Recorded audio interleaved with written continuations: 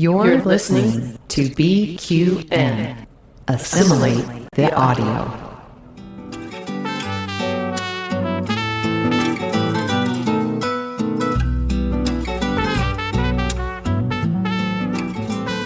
Welcome to CINEMAZ, a film discussion and review podcast on BQN. We're here to showcase the films you probably missed, but should definitely check out. From independent and obscure to art house and absurd, each episode will gather, perhaps cocktail in hand, to discuss it all. I'm your host, Mark White, and with me today, of course, is Matthew Jennings, and also Chrissie and Jason from History with the Szilagyis podcast.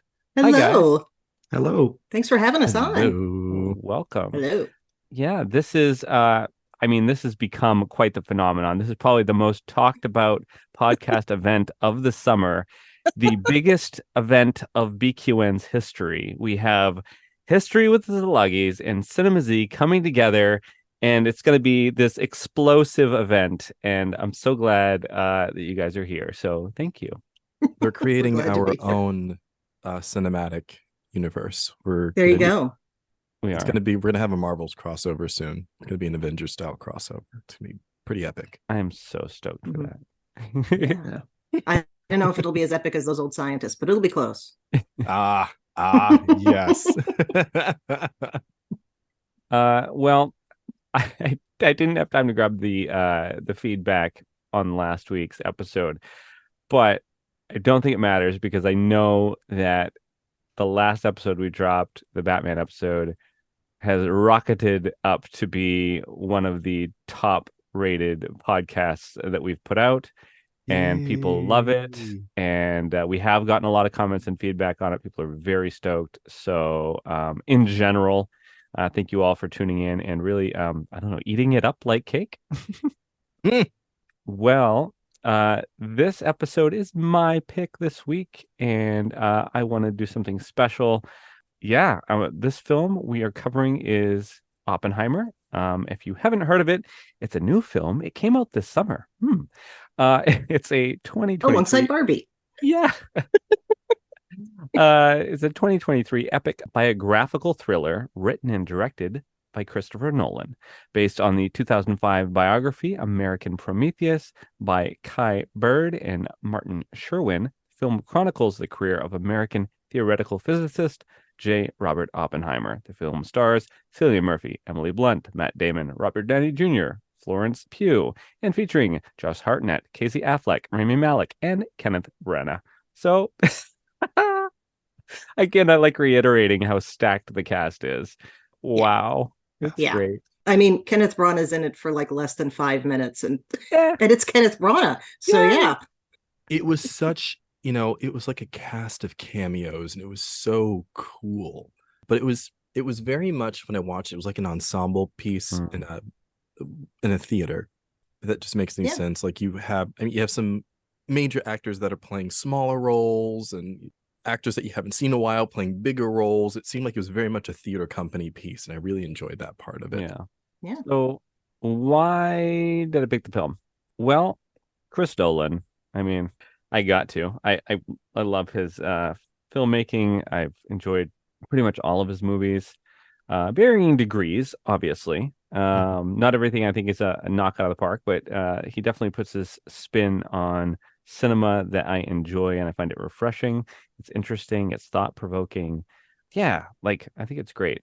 And then, I heard about, the story, and it was going to be a true story, and it's like a biopic. And I was like, oh, he's doing a biopic. This is, really unique for him.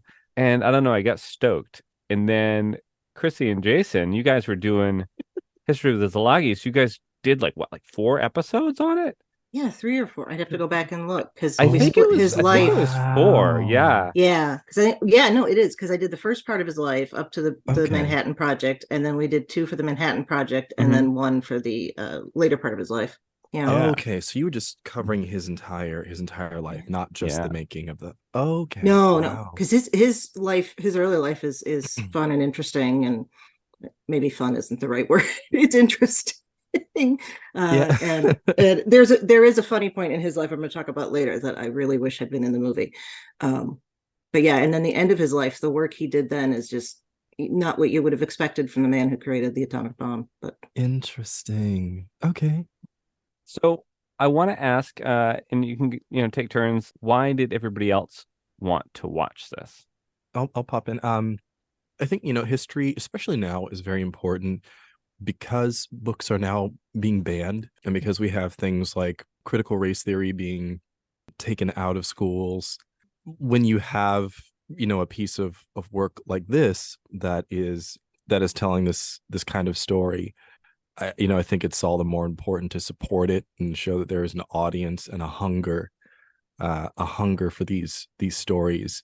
And I mean, we'll get into this later, but the details as well. I have some questions about the details and what was in the film and what was fabricated or, amped up for the sake of cinema and what wasn't. But yeah, at the end of the day, these stories are very necessary in a time when we're trying to censor our America, especially our own history and our own ugliness. In a time when we're trying to censor some of those things, it's all the more important to go support stuff like this. So that's why I went to see it.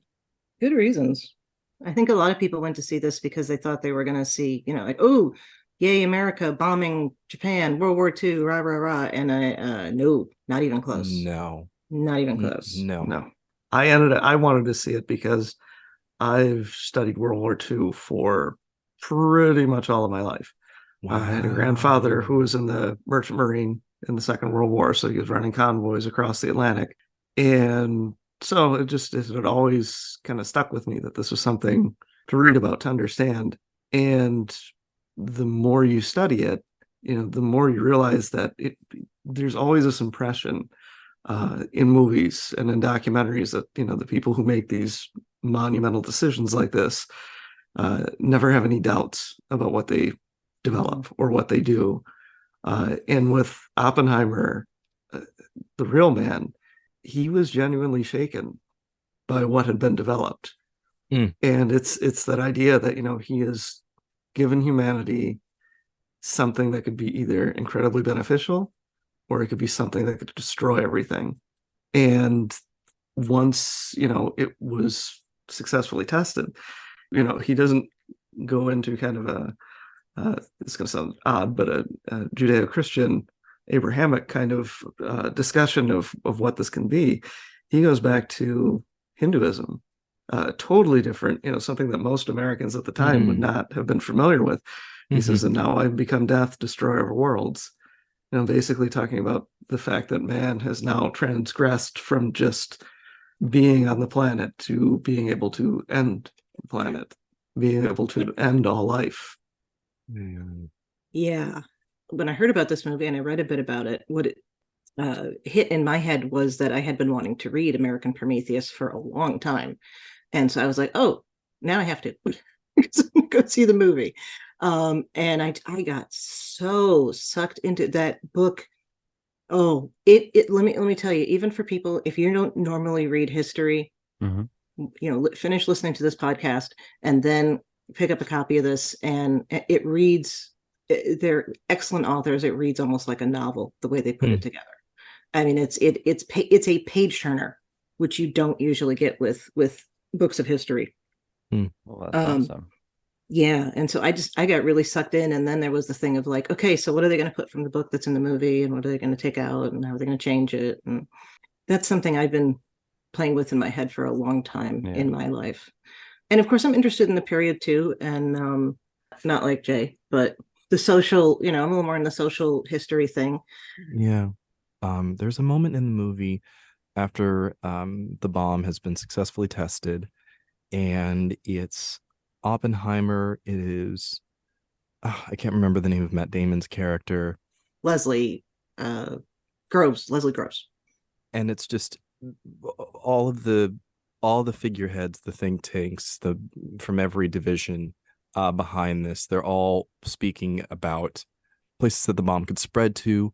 I think cultural significance of places that they could destroy, all these different things. And I think you had said something about it earlier as, it wasn't so much these people were going to be so excited that they had this power in their hands to do this. there was a moral dilemma.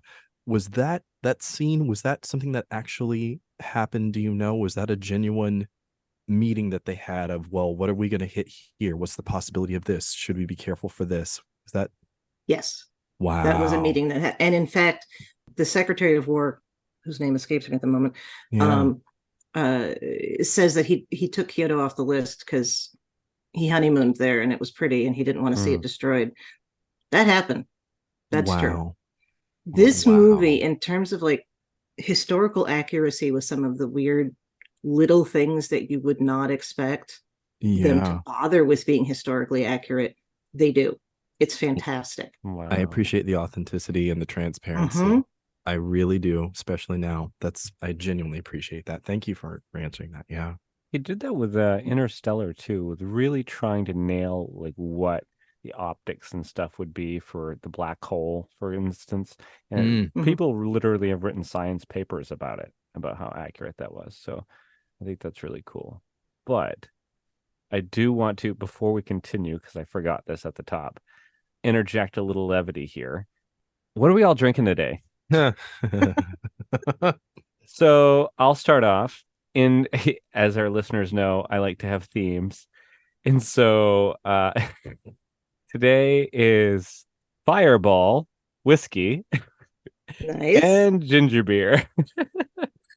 Oh my gosh. So that actually sounds good. Cinnamon and ginger, yeah, a little Fireball action with some ginger beer.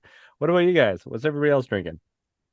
So everyone, listeners, you know that I'm very classy. 7-Eleven again?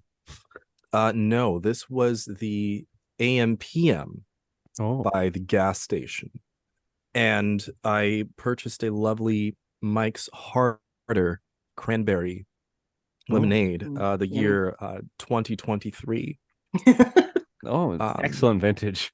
Yeah, that is a good year for my. It's a very good year. So it's cost a pretty penny, but for this podcast, I figured I had to. Yeah. I can't top that. We're going to dinner later. My sister and her husband are coming up for the long weekend, and I don't know who's driving, so we have not indulged yet. But I did put my cherry liquid IV in my cup that says "History. Don't make me repeat myself." So I'm on brands. Oh, where did you get that? Barnes and Noble. Brilliant. And your turn.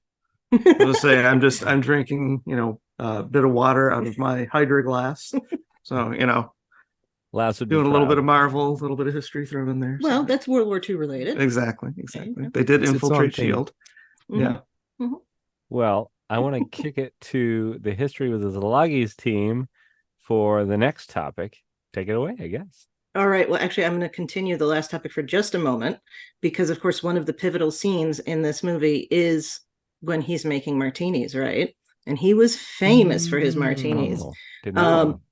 Yeah. Well, I mean, I guess within his circle, but he was well known for his martinis. I want to read the description, and this is from the Washington Post article that came out when the movie came out, specifically about his martinis. They did an article. It says this: Oppenheimer's martinis are often described as strong, with one witness to his ministrations complaining that he used only a droplet of vermouth. If we take the dash stipulated in the Los Alamos recipe to be about 1/4 ounce, the Oppie martini has an eye-popping 16-to-1 ratio of gin to vermouth. The man was a functioning alcoholic. The Oxford Companion to Spirits, that was my interjection. The Oxford Companion to Spirits and Cocktails notes that by 1910, the usual ratio was 2-to-1. But by World War II, the standard became 3-to-1, with 4 and 5-to-1 also common. The reference book notes that President Franklin D. Roosevelt frequently went as far as 7-to-1. Modern versions vary too, but our cocktail columnist notes that drinkers should adjust the split as they like, recommending a classic 5-to-1 for those who are just beginning to explore their martini preferences. Oh my Lord. And apparently he had a special kind of salt that he rimmed, or sugar that he rimmed it with. He rimmed it with something special. Well, Matt and I like to rim it with something special too. No comment. You're not doing that, then what are you really doing? But also, honey and lime juice. That's what it was. Sorry, that sounds good. That sounds good. It also I mean, sounds like one of those would knock you on the floor. well, I mean, with what you were saying, as the years went on, especially as we get to World War II, the ratio divide, if I'm using the right word, gets bigger. It just makes, I mean, you're going through this trauma of sorts, and it makes me think about the pandemic, because I think that, Oh yeah. I don't know if there was this, I could be pulling this out of thin air, but I think people just picked up drinking a lot more during, I know I did. Yes. To your point, it makes total sense how, as time went on, especially during World War II, that ratio is going to change. It's very interesting. Mm-hmm. So if I liked martinis, I would have made up one of those to drink, but That's a little gin much. just tastes like Oh, pine trees smell. So I'm not good with that. No. that's a Oh, very good description. I agree. I gotta make you guys a gin and tonic. I make a good gin and tonic, and they're tasty. I don't doubt that you do, and I'd be happy to try it, but a very small one because I don't think I'd like it. But And if you don't want I'll to try drink it, if you don't want to finish, it. it's fine. I'll make sure it finds a good home. Isn't that a great thing about alcoholic drinks? You take a sip, you don't like it, you can share it because it Yeah. sterilizes itself. Yeah. It's not like licking a piece of popcorn. It's like, nah. Here, do you want Yeah. this? No. I hate this. It is revolting. More, please. Please. Oh no. Yes. Star Oh, Trek yes. reference. How far into the conversation are we? Sorry. Do not apologize for that. There's gotta be at least Do one. not. I almost had to add, and I'll add it now, when you were talking about all the people that were in the film, we forgot about Jack Quaid as Richard Feynman. He's in it for a while, and I Mhm. was very happy to see him. All right. So right, historical accuracy. I already mentioned a few things. Let's see here. You want to talk about here? One of my points I have here. Harry Truman really was that much of an asshole.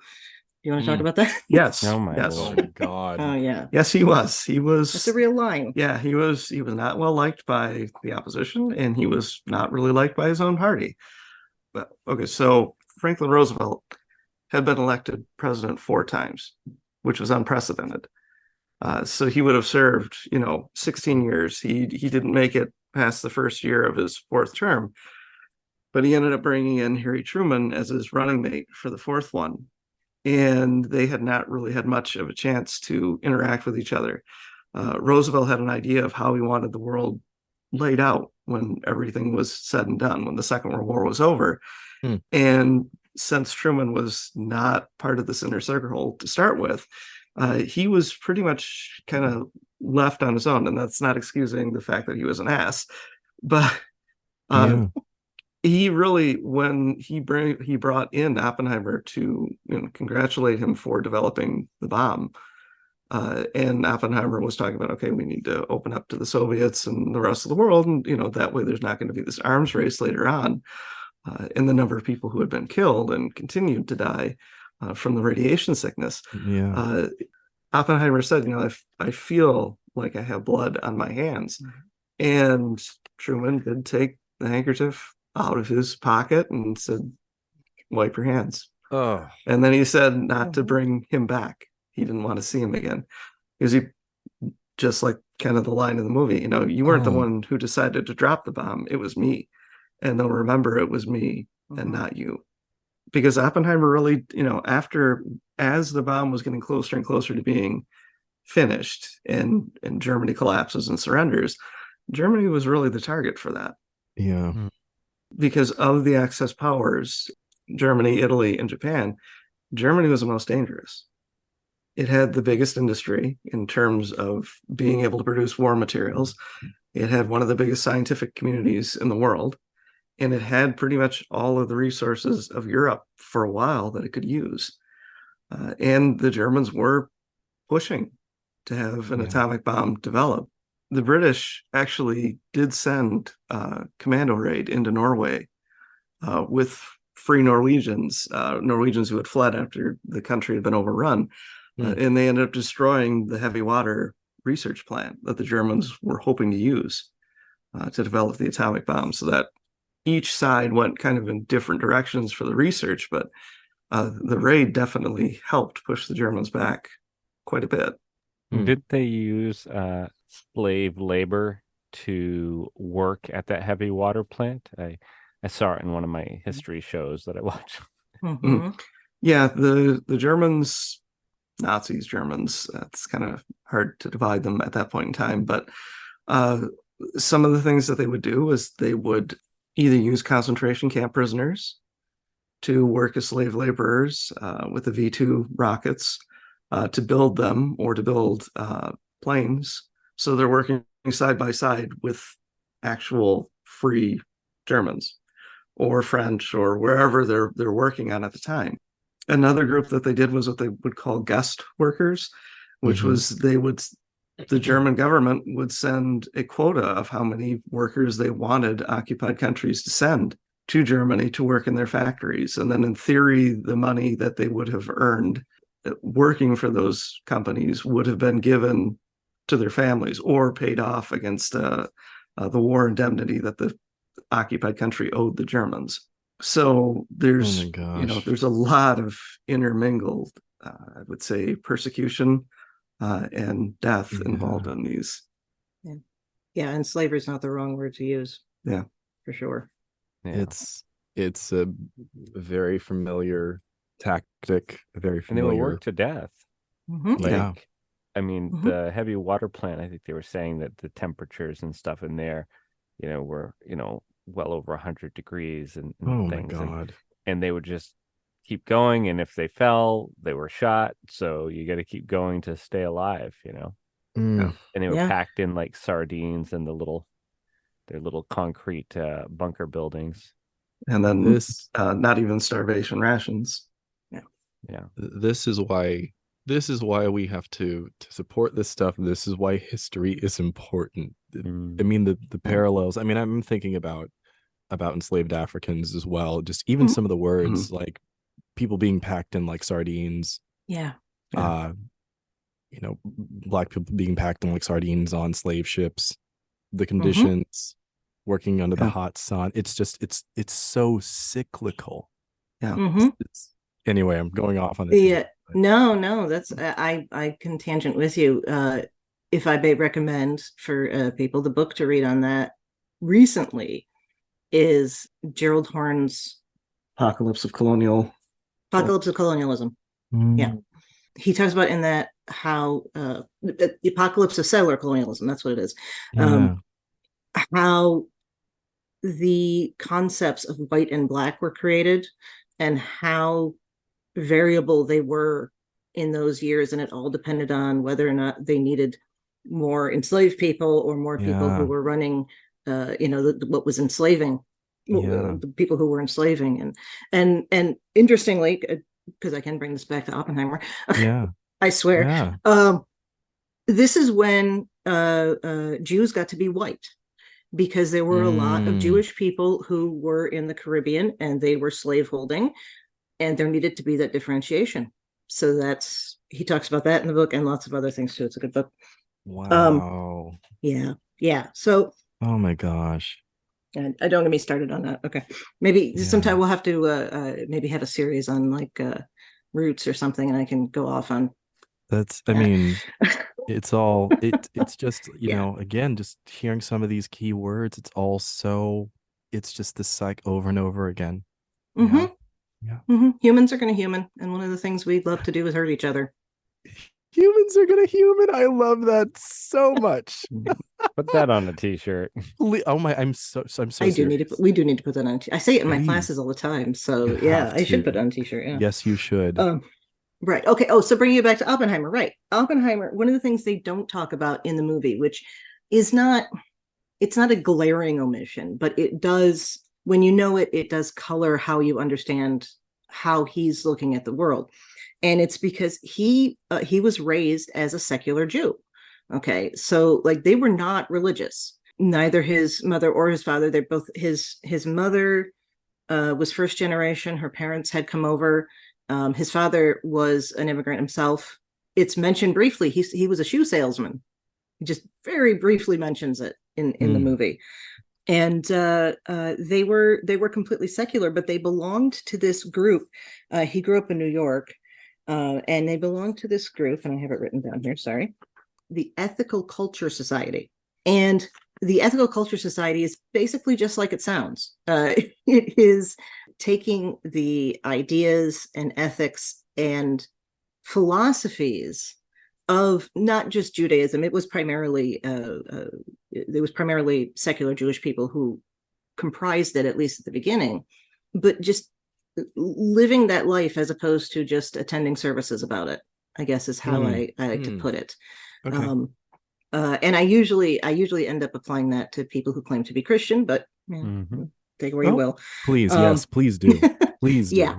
And so, of course, Ethical Culture Society was very pro-socialism in that era, before it became it was always a boogeyman in the United States because it was introduced during the Reconstruction period, and it was used as a way to scare people about allowing formerly enslaved people to vote, because of course they're going to vote for the government to give them things, right?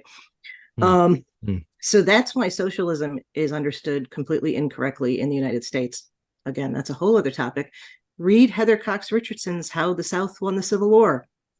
That one, she explains it beautifully. Oh, the very title gives me chills.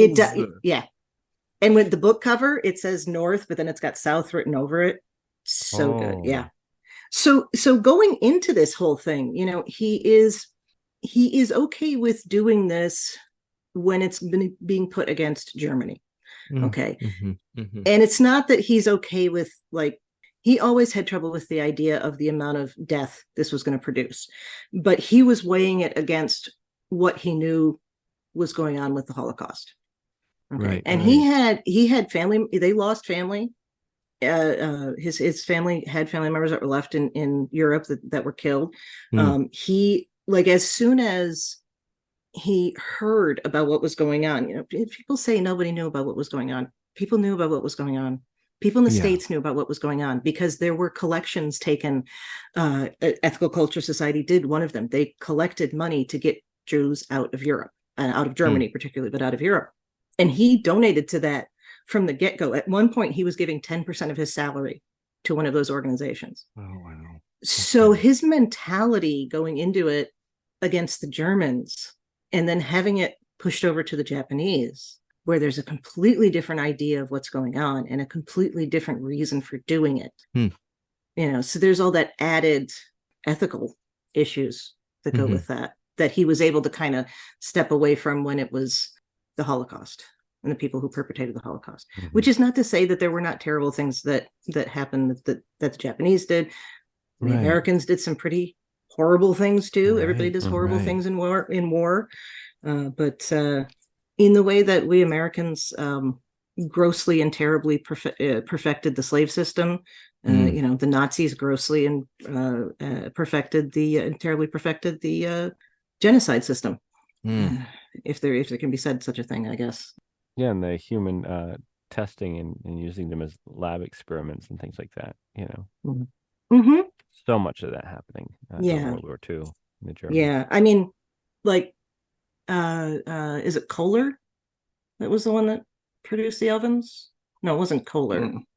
There were a lot of different ones. There's some really famous, I can't for the life of me think of it. Krups. Okay, who makes high-end electronics and kitchen gadgets and stuff, and also weapons and but they made a lot of money building gas chambers and ovens.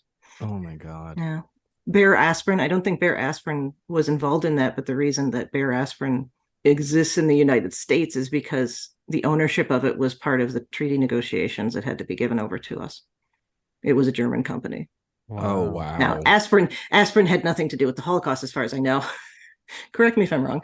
But it's one of those weird little facts that always pops into my head with that stuff. I had no clue. And of course IBM. I mean, IBM's the one the big one that everybody knows. Oh yeah. No? I actually didn't know that one. Please spill that tea. Do you want to talk about that or shall I? Yeah. IBM was an American company and still is an American company. Yeah. But it was even back then, companies are international, so you have different branches and different territories, and IBM helped to come up with the numbering system for the concentration camps. One of the things that is truly horrible about it is, I mean, all of it is horrible, but for the survivors, if you ever saw their tattoos, it starts out usually with a letter.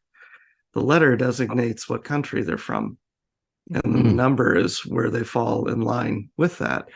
And so each country in Europe had its own letter to go with it. And not everyone was recorded, because the way that it worked in the concentration camps and the death camps was that you'd have trainloads of people come in, and there would be an immediate selection. Okay, the elderly, children, most women were immediately sent to the gas chambers and killed the first day they were there.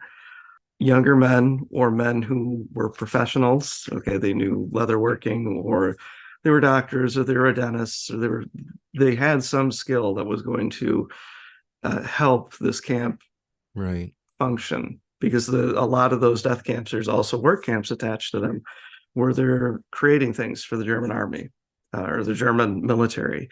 But what would happen is the people who would be spared the initial selection, they're the ones who are tattooed. And then they're no longer referred to by name, they're referred to by their number, because it's a way to dehumanize them. And so your oldest groups inside some of these death camps would be Poles, Greeks. And so one of the things that, you kind of see there is that there's so many interconnections between different businesses, different governments, before the start of World War II, and they continue through. Henry Ford, he was making money from the United States government because, of course, the Ford factories here were converted over to wartime production, but he was being licensed by the Germans to help Maybach build engines and trucks for the Germans. He had to get smacked upside the head by the Roosevelt administration. Yeah, basically, it was his grandson. His grandson, right, who ends up taking over the business. His son and grandson basically are given reign of the business in the United States because they've kind of pushed the older one to the side. Who was a super fan of Hitler. One of the big lies that, Hitler and Nazi propaganda put out was that all the Bolsheviks were Jewish, which was not true. There were some members practiced Judaism early on. A lot of the leaders of what would have been the Bolshevik Party, they were going to be priests. They were actually Christian, Eastern Orthodox, but they were Russian Orthodox, but they were Christian, and they just never finished the seminary school before they went revolutionary. But there was the fear that one of the things that prevented a lot of European Jews from escaping before the Holocaust was the fact that there was a fear that they were a fifth element. They were a fifth column. They were going to be a group that you would bring into your country, and you didn't know where their loyalty lay. Is it with just their religious group, or is it with larger society? And so for people like Oppenheimer and, the Jewish scientists, they're brought over. Well, Oppenheimer was already here, but there were a number of scientists who end up coming over before the war, when Hitler purged the universities of Jewish professors. But while the people who are viewed as valuable by the government are being allowed to come in to the United States or Canada or Britain or Australia, there are thousands of others who are denied. Perfect example of that would be Otto Frank, Anne Frank's father, the Diary of Anne Frank. She and her mother, father, sisters, they had fled, and they were basically sitting as refugees inside the Netherlands, waiting for acceptance of their visa so that they could go from the Netherlands to the United States and seek, sanctuary. And Otto Frank wrote to every politician in the United States he could think of in order to see if he could get the process of their passport being bumped up, and it never happened. And unfortunately, the Germans came in and occupied the Netherlands, where the Franks were hiding.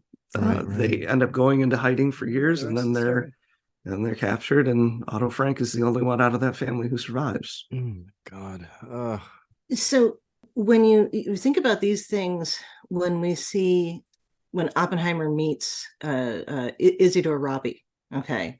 Mhm, And mhm. you know, what was the first thing? He sits down across from him in the train, and he, first of all, I love, he gives him part of it, eat something, eat I something. You gotta love eat something. that And that's I kept love that. throughout. Yeah, I me too. love that. Food is one of my love languages. Mm, So mhm, I'm mhm. constantly giving people food. It's not usually just oranges, but hey, you know, whatever. Oranges are good. But he makes some comment like, you know, you don't see a lot of people like us out here. And it's very much, I said earlier about how they don't really deal with his upbringing in the Ethical Culture Society and as a secular Jew, but you do understand that he is Jewish, and you do understand that he has that connection to what's going on and why Right. that's important to him. Mhm. Yeah. Just again, you know, the importance of telling these stories and supporting these stories, and in the way in which they're told, in terms of detail and authenticity and honesty. Mhm. Just, you know, again, with people like Ron DeSantis that want to censor, you know, that want to censor our history, that want to Yeah. ban books, you know, this stuff is, we have to show, I think, especially with, you know, cinema, which is able to reach such a wide audience. We have to show that there is a hunger for these stories and support these stories, because people like Ron DeSantis might try to take over the country and Yeah. Yeah. you know, Real. and put a stop to movies like that. Those are the stakes. You know, Mhm. someone like that gets in office, we might not have an Oppenheimer movie. No. Yeah. Yeah. That's It's reality. it's Or it'd be crazy, but propaganda. Mhm. right. That's And what I wanted to say. if you go into history, you have to do a lot of book reviews. Every class you take, book reviews, book reviews, book reviews. And one thing that it stuck in my mind so well. Okay, when you're writing a book review, or in this case, a movie review, Mhm. don't criticize the author for what you would have done. Okay, Mhm, because mhm. they're not doing what you would have done. They're doing what they're doing. Now, I bring that up because there were people who complained that there was no Japanese point of view in this. And the Japanese point of view is an important one when we are talking about the atomic bomb. Right. Obviously, okay. There's Right. no. It seems like it's too obvious that it to even need saying, but it does. But at the same time, that's not what this movie was, and that story does need to be told. I think George Takei is one of the best tellers of the story of the Japanese Mhm. Americans in the United States. There's no question there. Yeah. But yeah, that story does need to be told. But I just, you know, since we're talking about Oppenheimer and getting into these issues of how history is told, Right. the people that were saying that, or at least when I encountered it, the people that were saying that were saying that the Japanese experience was erased from Oppenheimer. And the thing is it wasn't there in the first place. This is a story about him. By all means, I would love to see a Christopher Nolan picture about what happened with Japan during the war and Right. in after the war, after the dropping of the bombs and all of that. But that's just And not what this picture was. yeah, I hear And what you're so saying. Yeah. there were a number of people that made those comments, and maybe this wasn't the place to address it, but I thought of it. So there it is. No, you're right. The one big inaccuracy that shows up. He did not take the calculations to Einstein to figure out whether or not they were going to light the atmosphere on fire. He took those to a guy he had already been working with, whose name was Arthur Compton, who kind of just gets left out of this because he's tangential to the story they're telling. But so that was a big incorrect point, but I think one that can be forgiven to my mind. So that, and almost all of the dialogue in the hearing is taken directly from the transcripts. So when you're talking about historical accuracy, you really can't get better than that. Oh, wow. Yeah. Honestly, that could be a whole, just that scene, those scenes, that could be a whole theater piece. Yeah. That's a whole show. You could do that in a small theater with in a black box stage. theater, Oh, just a beautiful, small yeah. space. That would be okay. Sorry, Well, we can move on. speaking of theater piece, Mhm.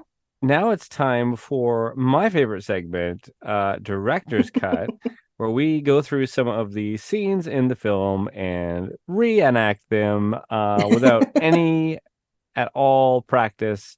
Qu'est-ce que c'est le fuck? There we go. You're like, say, what the fuck? Yes. And now we're pleased to bring you our feature presentation. So, what is? I always forget the French word for fuck. Oh, well, anyway. it was mentioned by one of our dear listeners that we don't mention what the set up the scene enough. So I want to bring it up now.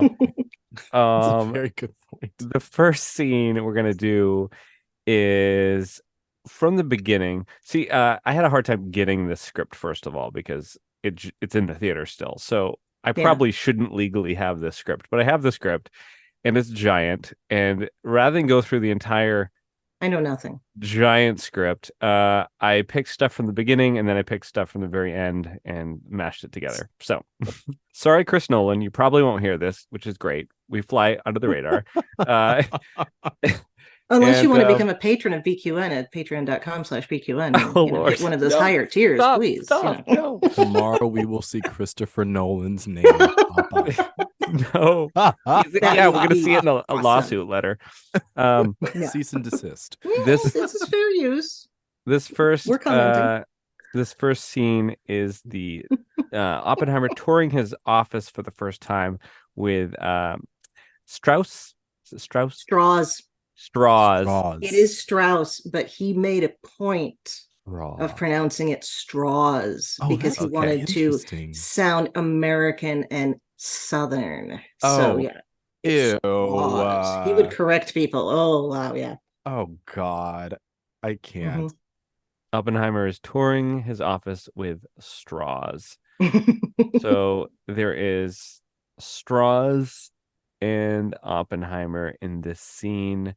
I don't care. I don't need to be in it. If you guys want to do it, whatevs. Yeah. What's everybody feel like? I'll be straws. I'll be Oppenheimer. I can do that. Perfect. Action.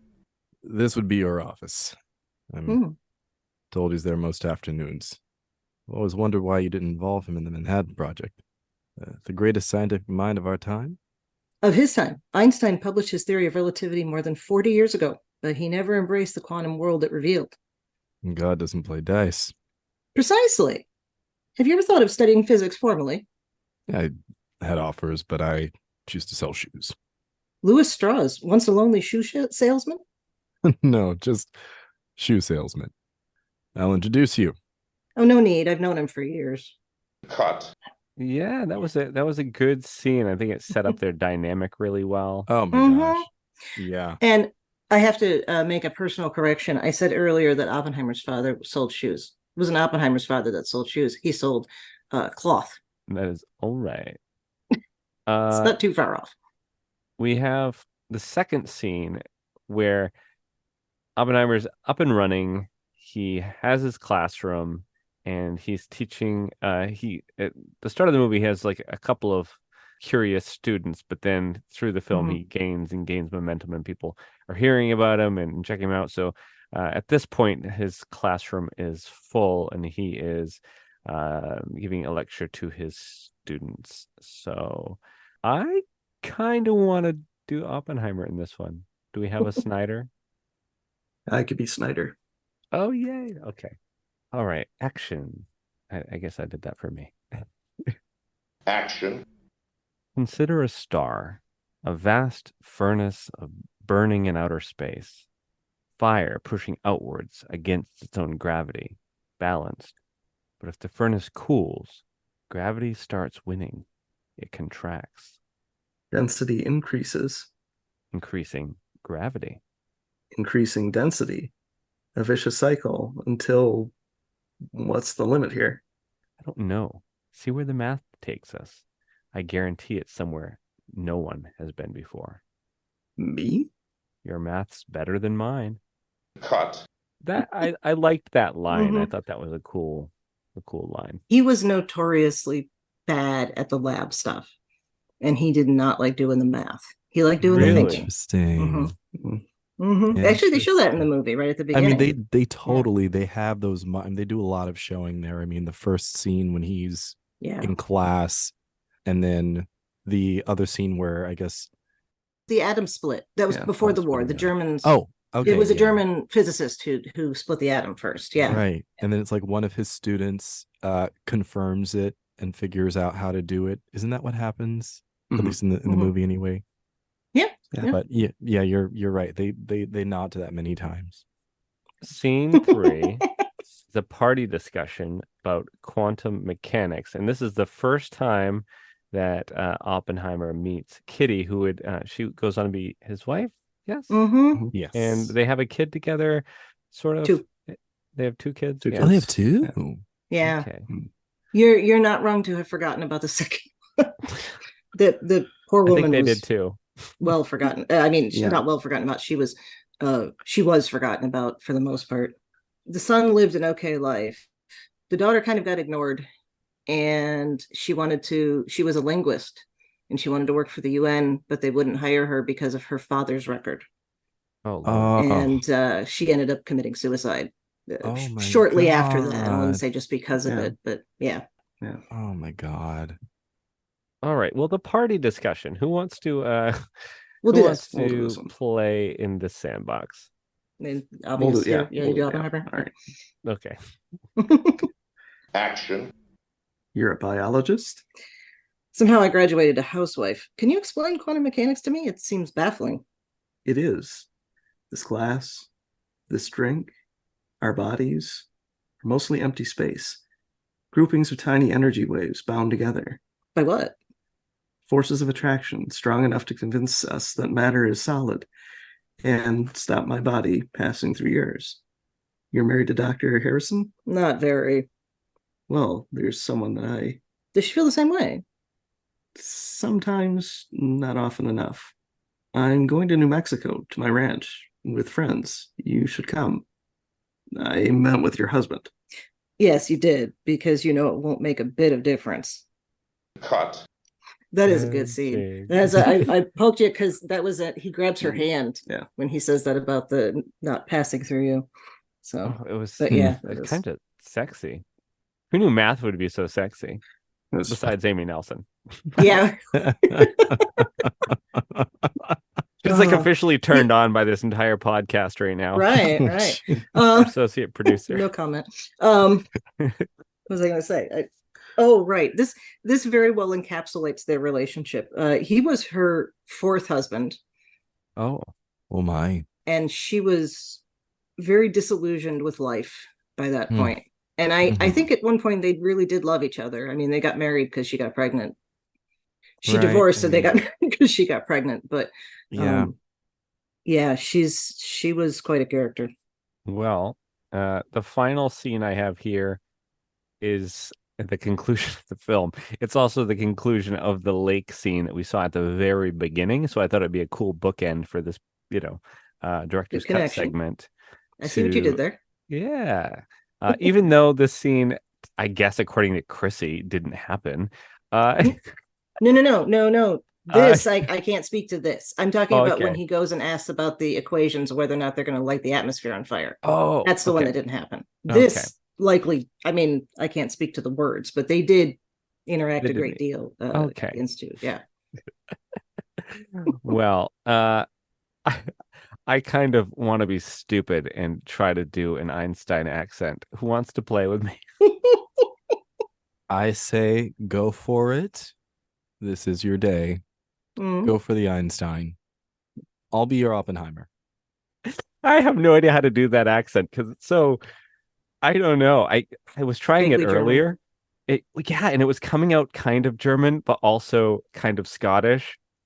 It was This- really bad. There's no judgment. This is a free space. You're free. So You're free to fail as Oh, my I know. act. Remember what Jimmy acting teacher Doohan would said? say. All of the best engineers are Scottish. That's why Scotty was Scottish and not Canadian. oh, that's right. Oh no, Not it's that gonna come Einstein out was an again. engineer by any means, but you know. Action. Robert, the man of the moment. You once had a reception at Berkeley, gave me an award. You all believed I'd lost the ability to understand what you started, so that the award wasn't for me. It was for all of you. Now it's your turn to deal with the consequences of your achievements. And one day, when they've punished you enough, they'll serve you salmon and potato salad and make speeches, give you a medal, pat you on the back, and tell you all is forgiven. Just remember, it won't be for you. It will be for them. Albert, when I came to you with those calculations, we were worried that we'd start a chain reaction that would destroy the entire world. I remember it well. What of it? I believe we did. Cut. Yay! Yeah, that was good. Yes. You know who you reminded me of there? Worf's father. You get a little good Sergei was saying, sure. I have all the specs and diagrams at home. Yes. There you go. Oh my god. I love being stupid on this podcast. Oh, Honestly, Mark, like Yeah. you were with some tweaks, genuinely, you Mhm. sounded good. We just gotta with some tweakage. Oh, thanks. yeah. You started out real So- strong, and then, like you said, you leaned a little Scottish, and then came back. So it was good. Well, while we're talking about scenes, this isn't something to act out by any means, but it's funny because after we saw the movie, like this was the scene that stuck with me the most. When he's getting deposed, he's not being deposed. What did I call it? The hearing. When he's in the hearing, Mhm. and his wife's sitting behind him, and he's talking about his affair with Jean Tatlock, and of course, Kitty knew about this. Okay, she wasn't entirely faithful for their marriage either, so I think there was an understanding there. But as he's testifying about it, and you see him, and he's sitting naked in the chair in the hotel room, and then Yeah. the camera comes around and he's nude in front of everybody, and then camera comes around again and she's sitting on top of him staring at Kitty. That scene, just describing it pulls the hair on my arms. That was so well done because it just laid bare how exposed he felt. And in his discussion of how she committed suicide, if you read the book, he very much felt that was his fault, to the point where he almost felt like he had driven her to it. And so in that scene, when you see her sticking her head in the bath and there's a hand that pushes her down at one point, Oh my god. Oh. that's his feeling as though he did it. Oh my And god. so that scene was just so, That makes so much sense now. Everybody kept It- mentioning the it's- hand, and I don't even remember seeing it. I remember the hand, and initially I thought that she had been killed by right. Mhm. I don't know, Mhm. CIA, FBI for having some kind of knowledge she wasn't supposed to have Mhm. access to. But that makes so much more sense and is Yeah.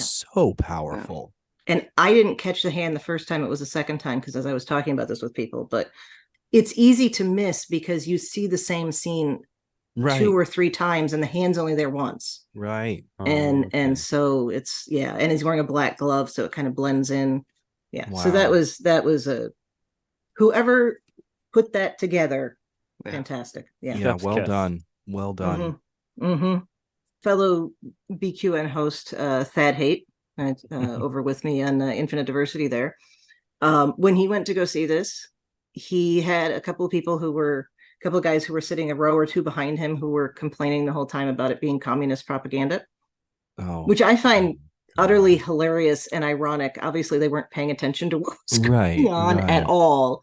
That's strange. Yeah, and he saw it in a suburb of DC, I think, or close to. So you can see where there might be, there's that political culture depending on where It's- you're at. It's in that very area. interesting. I mean, Um, the theater, if I can interject here, No, go ahead, please. the theater that I went to see the movie, and I normally go to see all my matinees there. I live in Orange County, which is Mhm.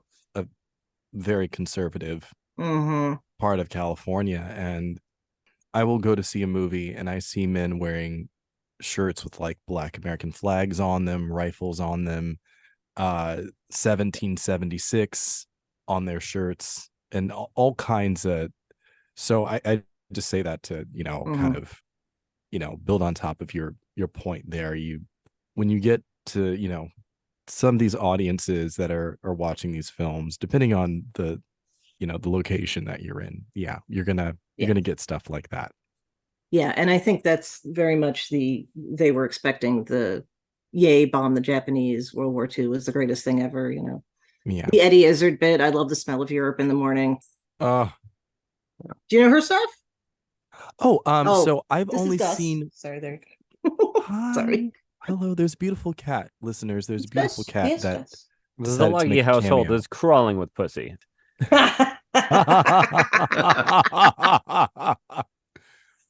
Oh, I was just gonna say I've seen one of his comedic pieces. I haven't seen all of them. And I randomly saw Her. I'm so sorry.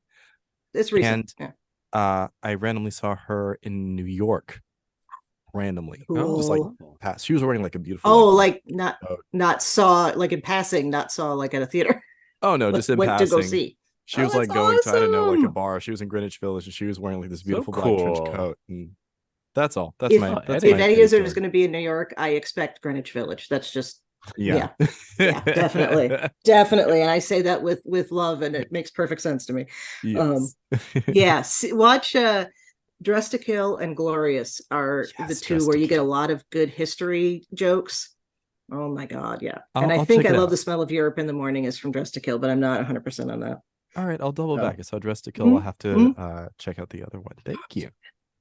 Well, moving on to rewrites. So in this section of the podcast, we sort of talk about things that if we were in charge in any way of making this film, what would we alter to make it more to our tastes? For me, I feel like the movie got so good as it was going. You know what I mean? It kept picking up steam and picking up steam and getting really good. But the beginning part was so confusing. Mm. And it wasn't just because I was high. I was genuinely confused. I was like, what is happening here? What time period is it? It jumps around. It jumps around a lot, but just at the beginning, really. I mean, and then when the jumps happen later, it sort of makes more sense Right. storytelling wise. But at the beginning, it's just chaotic and frantic. And all of the sounds and the random, I guess, imagery that's popping up. Yeah, I don't know. It just it kind of threw me off where I was like, I don't know what's happening here. And if I was making it, I probably would make it a little slightly more linear. That way, when I started the movie, I would know what's happening and start to understand it more as it went along. I don't know, but that's me.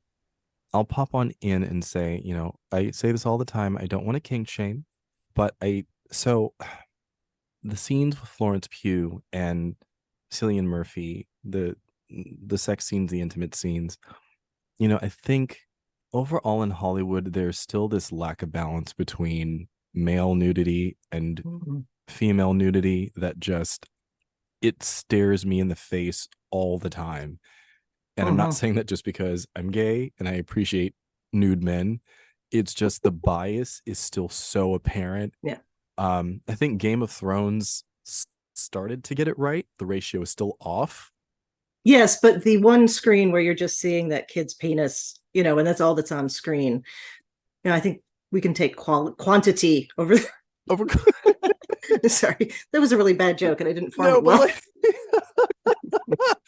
It's just, with Florence, we have those intimate scenes, and her breasts are exposed, and like in the first scene, Cillian's got like his shirt on and his pants on, and I'm like, I'm not saying that because I want to see another actor's genitalia or their tush. I'm just saying that if we are going to do this and keep doing this, we have to start having the other species be just as exposed as well. Yeah. Also, along with the nudity, I'm not a prude. I appreciate nudity if it informs the piece, if it makes sense in the story. I think by all means put it in there. There's a beautiful scene with Cillian Murphy and Florence Pugh. I think they've just had sex and they're in the hotel room, and both of them are sitting in, I guess, the hotel chairs a certain way, and it's almost like they're mirroring each other, and the light's hitting them a certain way, and that's beautiful. That's that's with the scene I was talking about earlier, because it goes back and forth. Yeah, right. And that's beautiful. But again, when I see her with her breast exposed, and I see Cillian Murphy just like with like a side exposure of his nude body, it's just the bias just sticks out to me, and that's the thing that I would change. Maybe that's just the thing I would change in Hollywood overall. He's got his legs crossed even. Ugh, who has sex with their legs crossed? Well, I meant when they're sitting in the chair. Oh, I just want to mention that I saw Red, White, and Royal Blue on Amazon recently. It was Been meaning to watch suggested that. because it was the #1 most streamed movie on Amazon, and it was a queer film, and I was like, Mhm. what? Are you kidding me? I'll check it out. And so Andy and I sat and were watching it. But Mhm. this relates to what Matt was talking about, because it was so bizarrely shot that these men are having sex through the entire film, and literally like they're in bed and the blanket's pulled up above their nipples. You don't even see nipple. Okay. Like it's weird. You'd see more on NBC these days than you saw in that film. There's a scene where they're making love, and it's a behind shot, right? And instead of seeing like a lower back or an upper back, you see like a mid back shot, which you don't even know what part of the body it is. And then you see a hand and another hand on top of the other hand, and then the scene's kind of over. And I'm like, excuse? Like I said, in a film that's about two gay men having a healthy relationship, and it is a very healthy relationship, like they love each other, it's very tender, like it's a great love story. I commend them on writing a great love story. Yeah. But filming it in a way like that was so bizarre, especially coming from the queer community. If you're making this for the queer community, listen, we've seen nude bodies. We're not ashamed of it. We've experienced it. This is Amazon. We're not this isn't going to be on PBS at 4:00 in the afternoon. They could show more if it was on PBS. Yeah, probably. It's so clinical. It goes back to what you were saying, Matt. It's like, what is happening with Hollywood, where they feel like men, no, you have to cover up men all of the time and show as little as possible, but a woman, she can walk down the street completely naked with her hoo-ha hanging out, and it's totally fine. We'll just put it in this commercial for Pepsi. As long as she's not breastfeeding. Oh, yes, but yes, she can't be breastfeeding. Cover up in a burqa if she's breastfeeding. I know one series that did get it right with male nudity when I saw Queer as Folk on Showtime. I can imagine, yeah. I will say, I mean, even though some of those sex scenes were unnecessary, but I will it's because necessary.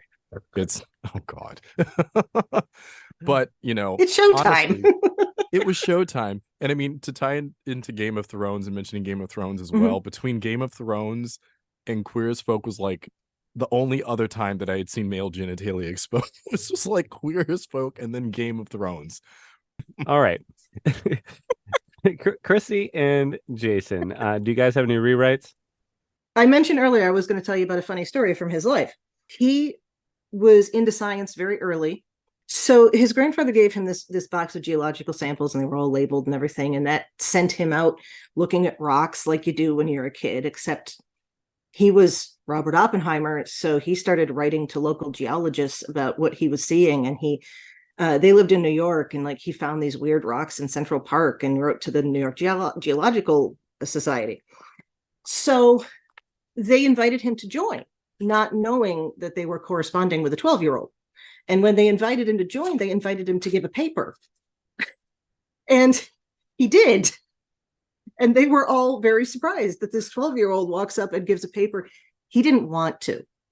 He begged his father to go and explain to them or call them and tell them what was going on. And his father refused to, supposedly because he thought it would be absolutely hilarious, which is a moment in his life that both tells you a lot about his mind and also tells you a lot about his upbringing and what his father was like.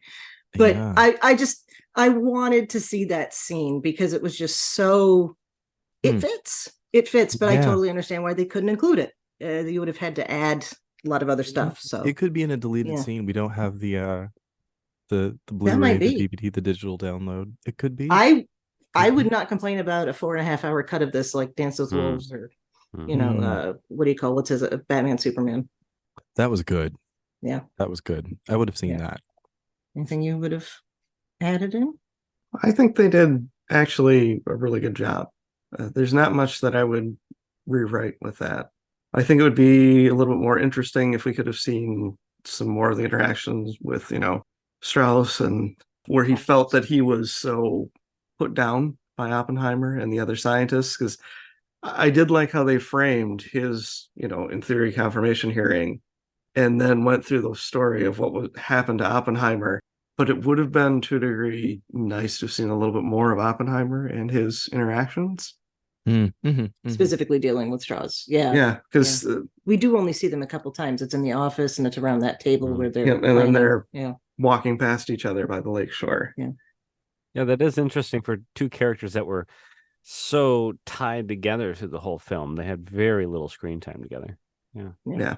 I'm sure there's psychological papers that could be written. They may already have been, about how you have somebody who's perfectly confident in themselves, or at least can present themselves as confident. Oppenheimer, like so many of us, dealt with imposter syndrome, but portrays confidence as opposed to somebody who is very much not confident in his position and not confident that he can do these things that he wants to do. And so he feels the need to manipulate the situation instead to make sure that it'll happen, instead of just relying on his own ability. Well, bonus trivia that's not actually in the trivia section, which we'll get to in a little bit, but Chris Nolan had suggested to Robert Downey Jr. to prepare for the role that he watched Amadeus, because his character in Oppenheimer was similar to the Salieri character in Amadeus, who happened to exist at the same time as Amadeus, so he often gets overshadowed in history. Moving on to standouts, to end on a positive note here.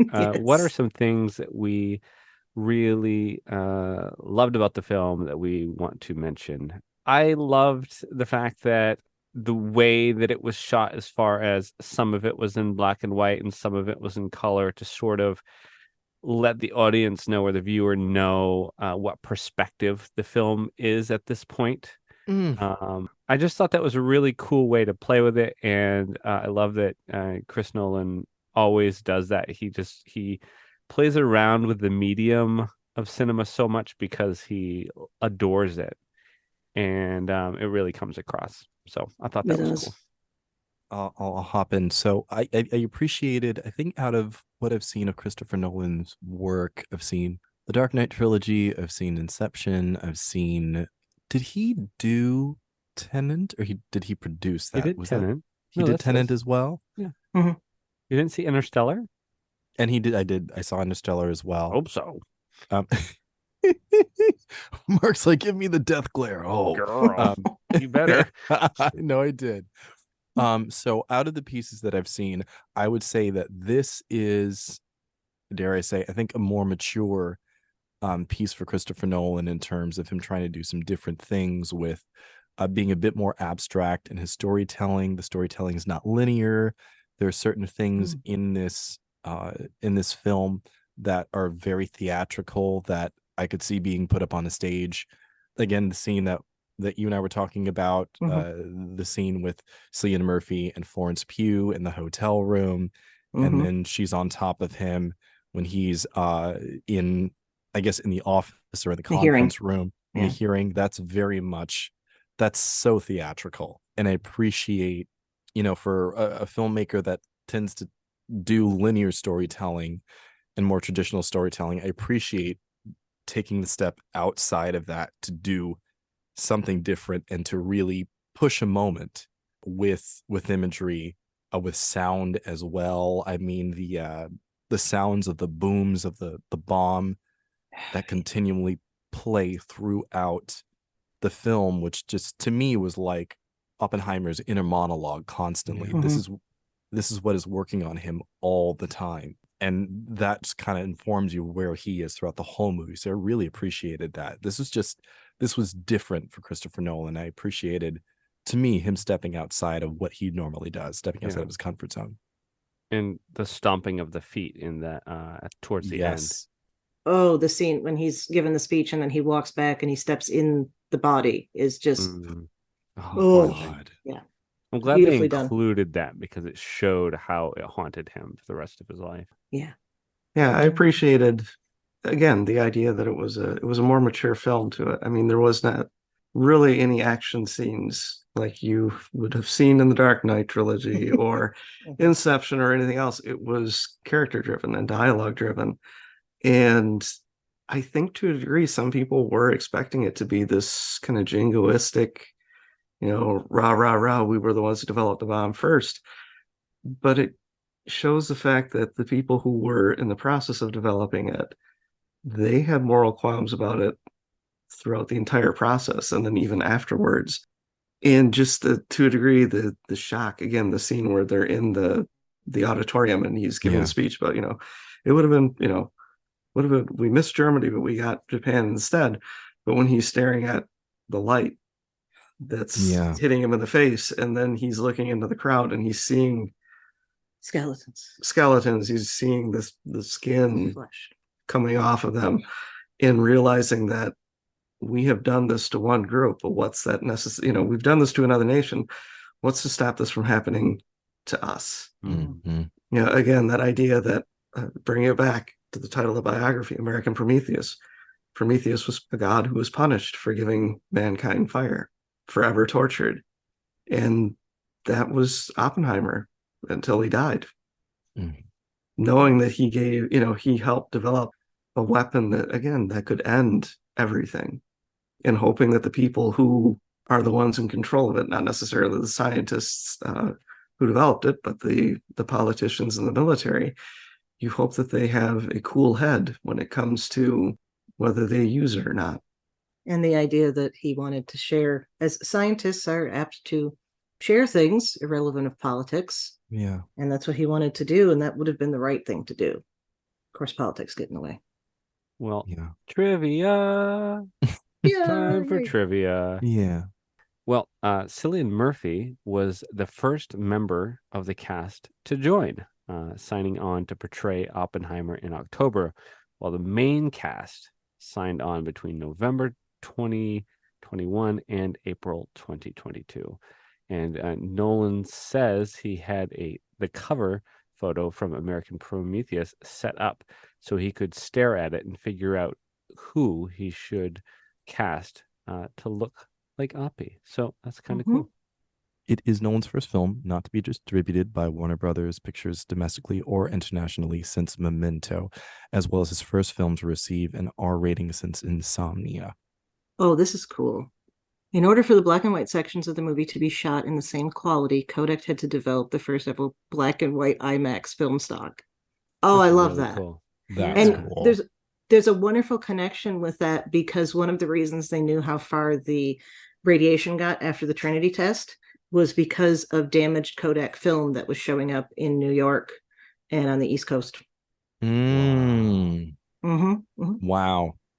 In a Collider interview that there was no CGI shots in the film, which is really impressive. Yeah, love Especially that. today. He shot a film about the atomic bomb and didn't use any CGI. So cool. It's crazy and wonderful. It'll hold up better. The casting of Josh Hartnett marks an interesting full circle moment, as Hartnett was one of the 3 finalists to play Batman in Chris Nolan's Batman Begins in 2005, but respectfully declined the role, later going on to say he regretted the decision as he is a huge admirer of Nolan's work as a filmmaker and wished to build a creative relationship with him. The film hit theaters July 21st, which happens to be Hartnett's birthday. So that's cool. It all comes full circle. And also, I haven't seen Josh in a long time. He looks good. Oh, yeah. I just gotta say, Mr. Hartnett, you look good. While in this film, Gary Oldman plays American President Harry S. Truman. Oldman previously played British Prime Minister Winston Churchill in Darkest Hour. He was so good in that. He disappeared in that part. I saw that movie. Oldman briefly played British Prime Minister Winston Churchill in Darkest Hour, also set during the same war. That movie competed against Christopher Nolan's Dunkirk during the 2018 awards season and earned Oldman a Best Actor Academy Award. Nolan was nominated for Best Director, a first in his career, and Best Picture with his wife. Nolan became interested in doing a film on Oppenheimer after Robert Pattinson gave the book American Prometheus to him as a gift after Tenet wrapped production. American Prometheus is the biography of Oppenheimer. Nolan adapted to make this movie. Pattinson was offered a chance to be in the film, but says he was too busy with other projects. Well, I have a little better opinion of Robert Pattinson now. Yeah. He reads thick books and gives them his gifts. He was probably too busy being Batman. He was getting ready to be the next Batman, A probably. little bit, yeah. During an interview with reporter David Martin on CBS Sunday Morning, director Christopher Nolan pointed out that the entire reel of IMAX film stock used for the production is 11 miles long and weighs 600 pounds. Okay. Wow. I didn't know anybody still used film stock. I mean, I realize they've got to do film types. I guess I just assumed everything was digital. No, not Nolan's movies. That's cool. always That's used really film. cool. Well, this is, speaking of Josh Hartnett, Josh Hartnett, this is his first World War II movie since starring in Pearl Harbor in 2001, which he co-starred with Matt Damon's best friend, Ben Affleck. And yeah, you remember Matt Damon was also in this movie as well.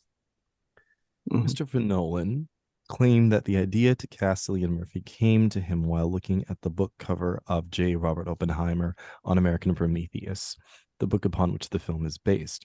Wanting to achieve J. Robert Oppenheimer's gaunt physique, Cillian Murphy lost weight and kept to a strict diet during filming. He was skinny. Yeah, he was. They did some de-aging for him too at the beginning. A little bit. Well, they said they didn't use any CGI, so I believe that, but they had to de-age him somewhat because he looked like he did 15, 20 years ago at the start of the film. And that was cool. Yeah. Well, all right. So we have reached the final thoughts portion of the podcast. And usually we give out 1 to 5 something or others, and depending on the film. And I thought that for this, because this is featured so heavily in the film where they take the marbles that are representing enriched uranium. So I think we should give out marbles representing uranium isotopes. Love it. So, man, I think, I'm so predictable because I love so many films, and most of the ones we've seen I really love. So I'm going to keep up there with, I'll give 4.5 marbles of enriched uranium isotopes. I would have to agree. I'd give it 4.5 as well. Yeah. Well, my instinct is to give it 5, but now I feel like I'm giving it too much. With your 4.5s. Yeah, I it's definitely a 5, and it's a 5 for, it's a 5 for how the movie is put together. It's a 5 for what it shows. It's a 5 for I'll give it a 4.5 on historical accuracy, just to account for that. But yeah, fantastic. Also 5 enriched uranium isotopes for me. I enjoyed the movie, though afterwards I was really quiet on the way home because it just made me think about how the world, we do so much in the process to develop things to destroy each other instead of protect each other or help each other. And it just really, it does. It's a movie that makes you think about it. What shows are on BQN, you ask? Well, here's a rundown of some podcasts you might be interested in. All Good Things, a Star Trek Universe podcast covering all of Trek, hosted by Amy, Mark, Christos, and Kelvin. Bargain Bin Gamer, a YouTube show hosted by Davey, a self-proclaimed gamer who specializes in reviewing and showcasing affordable video games. If you're lost in the Delta Quadrant, check out The Captain's Couch, a Star Trek Voyager podcast hosted by Jeremiah sitting on Janeway's Ready Room couch. CINEMAZ, a film discussion and review podcast showcasing films you probably missed but should definitely check out, hosted by Mark, Matt, and Laz. Beam Aboard the Galaxy Class, a Star Trek Next Generation podcast covering all of TNG, hosted by Amy, Joe, Rhea, and Kevin. History with the Szilagyis, a snippet of historical events from around the world, hosted by Chrissie and Jason. For the newest Trek coverage, check out Infinite Diversity, hosted by Chrissie and Thad. Test your Trek knowledge with Treksperts Quiz, a Star Trek quiz show hosted and written by Davey. Union Federation, covering all things Star Trek and the Orville, which we all know is really a Star Trek show, hosted by Kyle, Kevin, Amy, and Haley. Spill the Tea with What's the Tea, Bev? A Trek current events and fan interview show hosted by Christos. And for our Patreon members, we have The Hive Mind, BQN's monthly roundtable discussion with hosts and listeners. It's Green, a cornucopia of topics hosted by Mark. And Amy's Math Moments, a quick look at math moments in Star Trek, hosted by Amy. We know you have a choice of podcasts to choose from, and we thank you for listening to BQN. Assimilate the audio. All right. Well, next week, Laz's pick, and we're going to have Laz back, and also Shalimar. So they were away this week. They were actually attending a communist party meeting, their card holders. And so they weren't here this week. They didn't invite us. But they'll be back next week. And the film that Laz has chosen, we're going to be sliding into our spooky season here on CINEMAZ. And so throughout much of September and October, we'll be covering some of our favorite spooky movies. And the first up is The Mist. Oh, The Mist. You know what? I'm going to have to watch that one with my mom. My mom loves that movie. This film is a 2007 American science fiction horror film based on the 1980 novella The Mist by Stephen King, my old neighbor. The film was written and directed by Frank Darabont. I think that's how you pronounce his last name. I don't know. Somebody can correct me. It's the internet. Someone will correct you no matter whether you're right or wrong. Oh, absolutely. I don't know anything about the film. I'm going in blind. It's almost like I'm blinded by mist. Have you guys seen it? Has anybody else seen it? I have. I have not. I swear I saw it a long time ago. So yes. Or have I seen? Is that the one with James Purfoy, or is that another one with a misty thing going on? No, I'm thinking of The Fog. Never mind. I've never seen The Mist. I'm thinking Fog, Mist. I mean, it's close. The one where they're stuck in the grocery store. Yes. That's The Mist. Mm-hmm. I guess I have seen this. I saw the trailer. I never watched it though. But I remember them being stuck in the grocery store. All right, I'm excited. Yeah, there you go. Yes. The movie is better than the TV series. I will say that. Oh, that's right. There's a TV series too. Well, all right. We swapped. Oh, you were supposed to do that. Whatever. It's okay. How about swapping? You It's good. Flip flop. Reverse. You verse. You verse. Okay. So feel free. Listeners. Anyway, we would love to hear what you thought of today's episode and hope you'll join in our Facebook group, the BQN Collective, to continue our discussion there.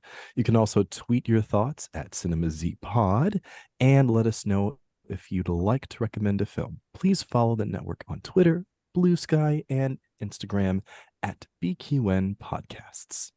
So, Matt, where can people find you when you're not being interrogated while nude?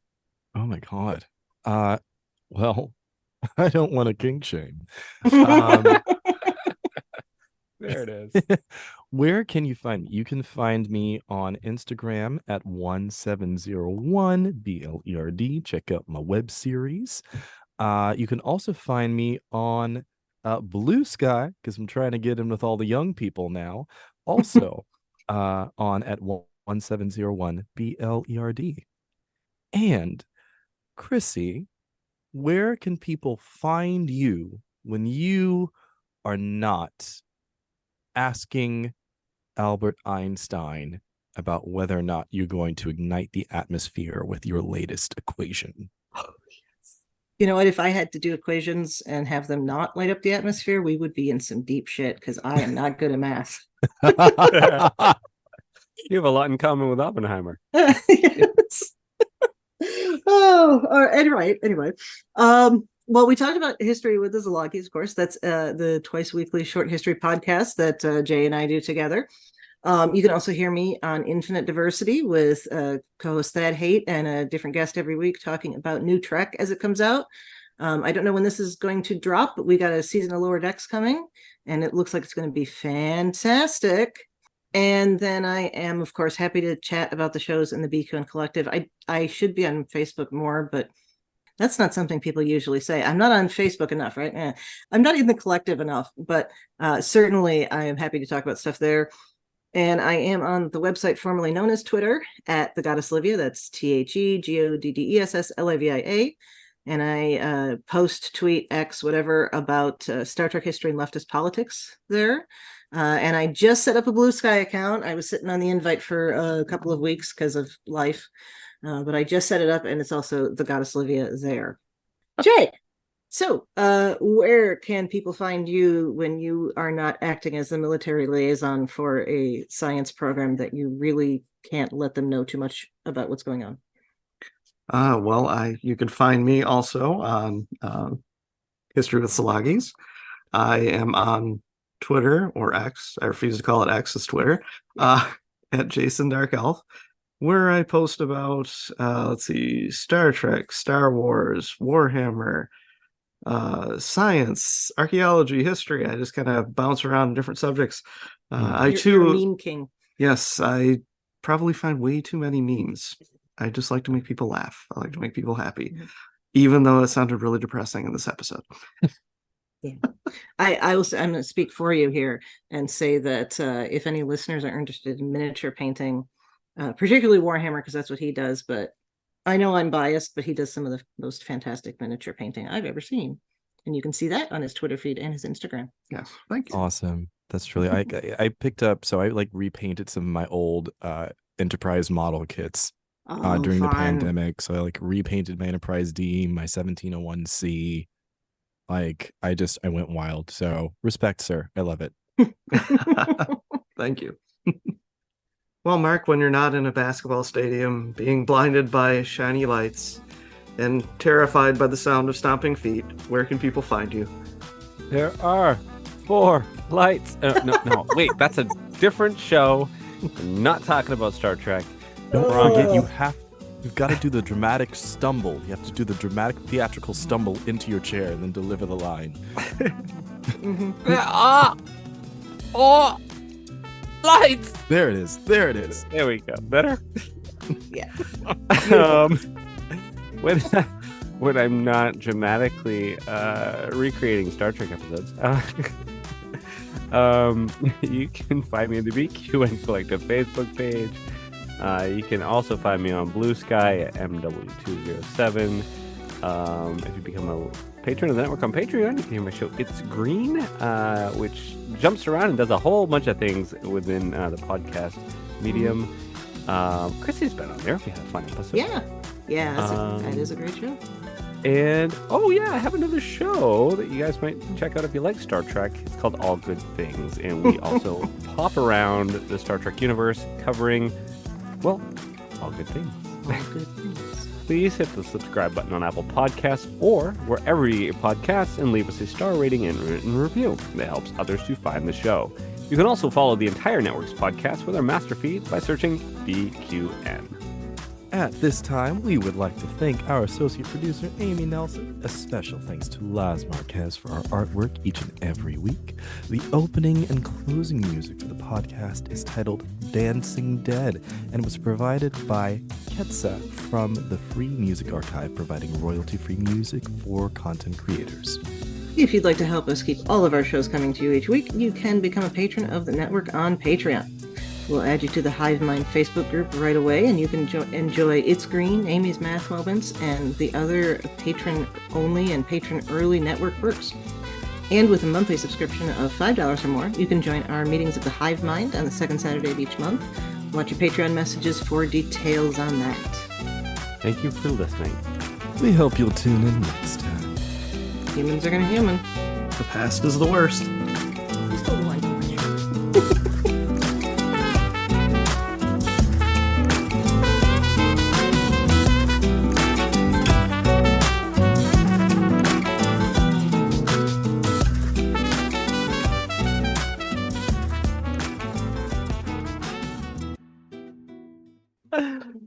Wow. I think you guys figured out a closing faster than anybody else ever has. It kind of lent itself from earlier. And literally, I'm wearing a shirt right now that says "The past was the worst." So, Yeah. not to Nice. diminish your creativity. No. I'm not. Not at all. Nicely done. Nicely Oh. done.